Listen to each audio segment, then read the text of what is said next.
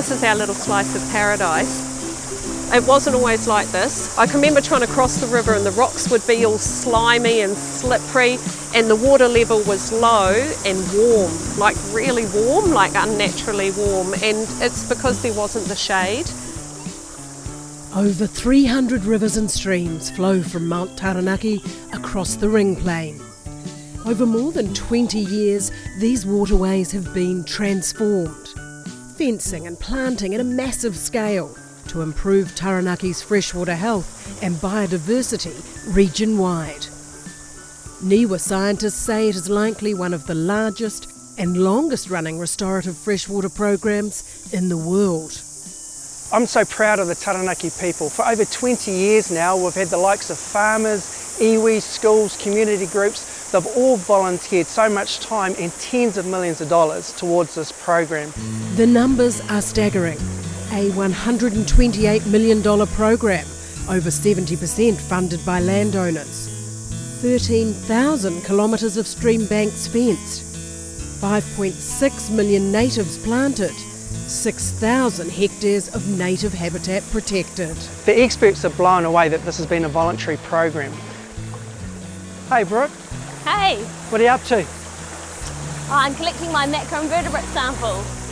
Yeah, so this gets preserved at our lab and then it gets sent away for sorting and we will get the results after that. Thanks to the massive scale of stream bank restoration and reducing discharges from industry and communities, testing has found Taranaki's rivers and streams are the healthiest they've been since 1995. We're really pleased to see improving water quality. It means that it's improving the habitat for our native fish species. When we bought the place 30 years ago, this whole paddock used to be a series of, it was wasteland really. We just got plants off the regional council, most of them, through their scheme. And every year we plant maybe 150, 200 around here. And now the pleasing thing is you can see the ferns coming up. Well, none of those have been planted. I certainly feel that Taranaki's further ahead than most regions because we've been doing it for longer and it's been that sort of voluntary with help thing. We don't get paid to do it, we don't get subsidised to do it, but we get helped to do it. Farm plans, plants at cost. Now they're getting to the stage of saying, well, look folks, you've had plenty of time. It needs to be done, and if it's not done, there will be some enforcement coming, and I'm 100% behind that. It looks like we've got regulation coming our way around 2020, and although we've got work to do, we're well ahead of the game here in Taranaki.